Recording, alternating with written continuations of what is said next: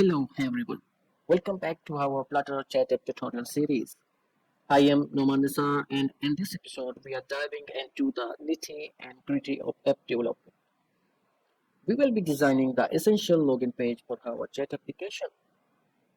To kick things off, let's start writing code for our login page. So as you see, I have already created a project for my chat application. So in main.art, I will be just deleting this on page class and I'll be just providing my login page class, which I will be just creating uh, right now. So yeah, let's just start by right clicking on the left directory and just create a new folder, pages. So I'll be just creating the directory pages to store my whole views or all the screens in my view pages directory to set the code a little bit organized. So let's just create a login page into our pages directory, which will be login pages.dart. And yeah, here I will be just creating a stateful class and name it login page.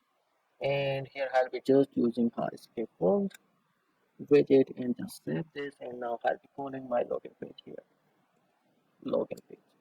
Yeah, now I will save this. Now we will see how white screen. So because we have not just added anything in our scaffold widget.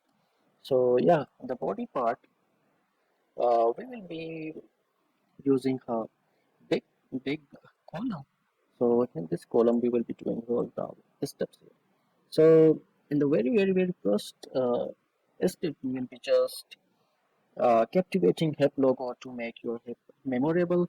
So here we will be at the starting or on the top we will be just adding a logo. So after logo we will be just adding a welcome message to create users and set the tone.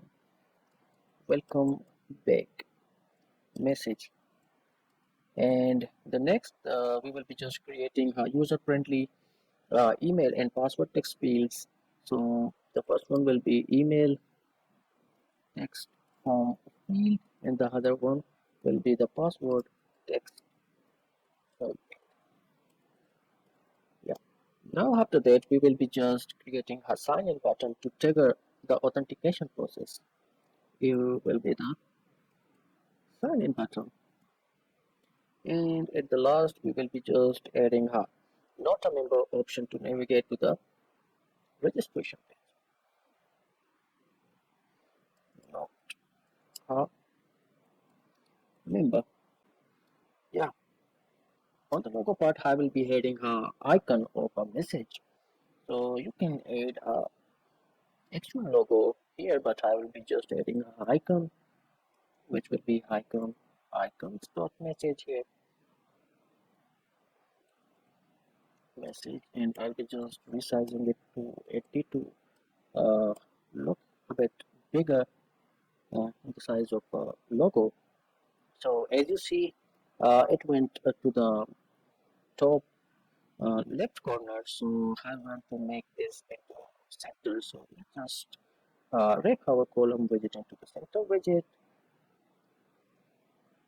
and let us save it. And you see the logo or the icon came into the center, but the camera or the notch is covering our icon. So to solve this issue, we will be just wrapping our center widget with a widget which is safe area widget, which will just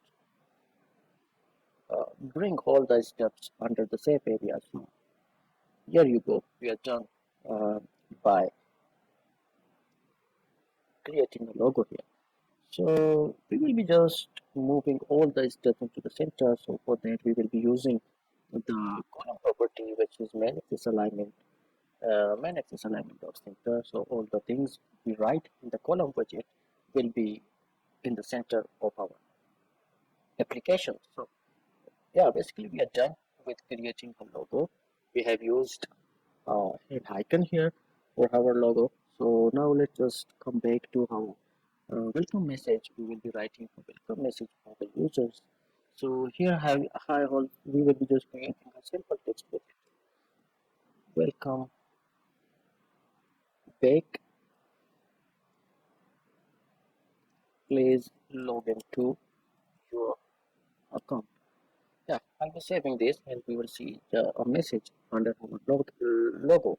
So basically we need some kind of white spaces or a gap between both of them. So for that reason I will be using sized box to keep some white spaces between these. So here I will be using 530 and yeah, now let's just see it. We have got some spaces between them. So I will just style this text to make the text a bit bigger. For that I'll be using style, text style and the font size to 16. Yeah, that is good, I think. It's fine. Okay, good. So yeah, now we will just move towards our email text form field and the password text form field. So for the text form field, we will be using the text form field in our entire application. So it will be a good practice to make a text form field in a component and make it a component so it can be reusable to our entire application. So let's just create a directory of components here and let's just create our text form field and which will be reusable and we can use it again and again by creating a component of a text form. So let's just create it. I'll be naming it my text form field dot and I'll be just creating a stateless widget here which will be my text form field. And yeah, what values we will be getting dynamically by this text form field. So for email, the end text should be shown on the text form field email, and for the password the end text will be uh, shown as password. So we will be getting the hint text dynamically, and we will also be changing the obscure text for both of them. So yeah, let's just create a string uh, final string and final goal is obscure text, and let's just provide the final fields to our constructor. So yeah, basically we have just created it. So now just written our text form field here, which will be text field. And yeah, now I'll be just using the decoration property to decorate it a little bit. So I'll be using the input decoration and text. We will be providing our this and text, so it will the value will be coming dynamically. To see the text form field while designing, we will call our this text form field into our login page so that we can see and we can also decorate it by uh, yeah, so my text form field and yeah, we need a and text here, so it will be the email, and we also need a separate controller for our text form fields for password and email, both of them. So let's just create it, and we also need to pass the controller dynamically. So we need to also give the also create a variable here, which a final variable here, pass it to our controller here. So basically we will be just doing it, which is text editing controller, and I'll be naming it controller here. And yeah, now I'll be just providing it. Great. Now here we are done with it, and now we're getting some kind of error. So it requires the controller here. So let's just provide it. So for every text form field that we need a controller to store the text form field text into the controller. So yeah, let's just create a controller here, which will be final text editing controller, and it will be the email controller and is equal to text editing control. We will be initializing it with text editing control. Yeah, done. We have just created our controller email field, so we will be just providing it here. Sorry, here. Yes. So I will saving this and we'll see why we are getting this error. A value of terminal can't be assigned to parameter type in constructor. So just remove that const and our error is gone. So basically we will be putting some const here to remove the warnings.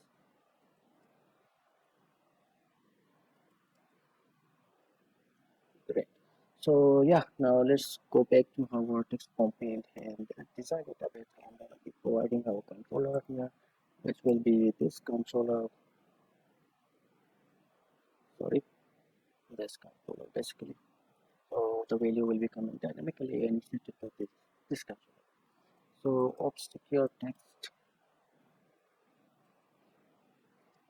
will be obscure text, and we will be passing this obscure text here.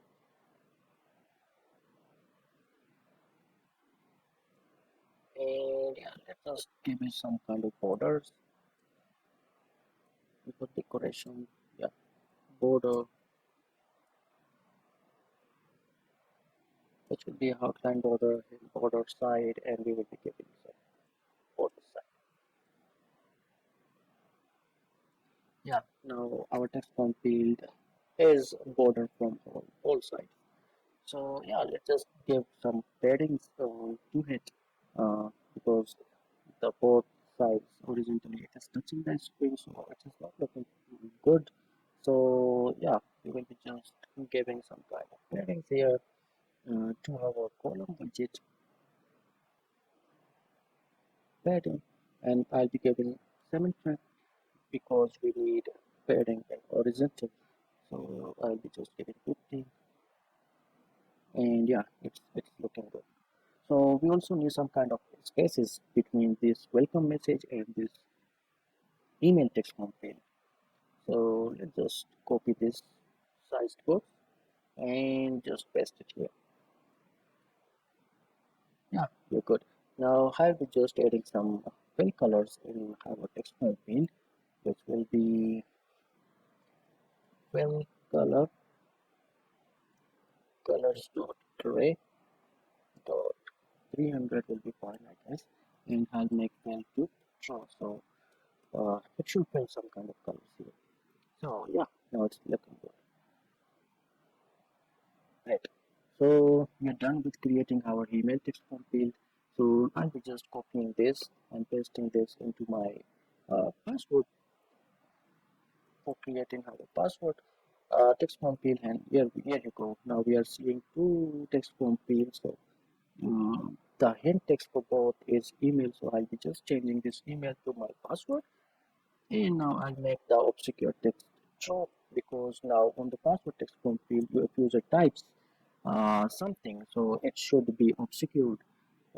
Basically, it should not be shown. The character should not be shown to the user for the privacy reason. So the email controller and the password controller, both controller are same for both of them. So when I'm typing something in password text form field, it is automatically being written on our email controller or email text form field. So let's just create another controller for our password. So here you go, we will be just copying this and create a password controller and provide our password controller to our password text form field. Yeah, let's just create it, and here you go. Now we are done by creating a text form field for our password, and yeah, we also need a button for sign in. So we will be also creating a button which will be reusable, and we can use this button into our entire application. So let's just create it, and I'll be naming it my button dot dot. I'll be creating a stateless widget which will be my button, and yeah, now here the button will be clickable, so I'll be just wrap it under the gesture descriptor. So yeah, now what I need to get for my button dynamically, a button needs a title and a on tap function. So the wherever we use our this reusable button, the title and the on tap function should be different to our this usable button. So let's just create a title string, and it will be the title final void function, which will be on tap. And now I'll be just adding the final fields to my constructor. So yeah, here we go. Let's just make this object required also. So yeah, now we are done. I'll be just creating on tail function and call my this on tail and provide it with whatever value we will be getting from this function wherever we call it from. So it will be there according. It will work accordingly. So yeah, now we will be using a child container, and let's just decorate it a bit. So I want my button color should be black, so I will be just using with the color and to the black and set it to black. And let's just could have a button into my login page to see what is actually happening. I'll be just calling my button here and just giving the title, which is sign in, and I'll be just making this on page function empty for now. We will be just tickling this later on. So yeah, we will be just seeing um, button here. Let's just provide a child const center child text, and we'll be just giving the text this title to our text. So I'll be just removing this const, and we will see a black container here. So let's just give it some kind of paddings to all the sides. I guess 20 will be fine. So let's just see how it looks. Yeah, now let's just decorate the text and make the text color to white. I'll be using the style here. The text style color colors dot white. Great. Now let's just see how it looks. Yeah, it's looking great. So let's just increase the font size a little bit to 20. So just make it 16. Yeah, now it's looking good. So let's just see the button corners are too sharp. So let's just make the corner rounded. So for that we will be using the border radius to circular dot 15. So yeah, now it look good. Now it is looking good basically. So we'll be going back to our login page, and let's just give it some space between text form field and the button. So yeah, I'll be just reading the button. Yeah, we are done now. We have just created good looking login page for now. So the last part, a text we need under the button should be visible if user is already registered. So if user is not already registered, it should be able to switch to the registration page basically. So here I'll be just taking the comma, and I'll be using the row widget here to show two texts, one for not a member, already a member, and register or sign in. So I'll be using the children, and in the children we'll be using the text widget here, which will be not a member, not a member, and then just click on register. I'll be styling this for to make this bold. So if you just see this register, it should be um, clickable button. So we will make this clickable in our next episode. So here we go. We will be just adding some font size to 16 and font weight to bold. But yeah, great. Now it is looking great. So we will make it center. We will be using the row property, which is main axis alignment. Here we will be just doing 8 row. So yeah, that's it for this episode. We have laid the foundation for our login page and introduced you to some and the custom widgets. In the upcoming episode, we will dive deeper into Firebase integration and authentication, and we will also design the registration page, and we will see how can we toggle between the login and registration page. Don't forget to like this video, subscribe to our channel for more tutorials, and ring the notification bell so you won't miss any part of our series. You can also follow me on Instagram, Facebook, LinkedIn, and for more guidance, join our WhatsApp group. Links are in the description below. See you in the next episode. Until then, happy coding with Flutter.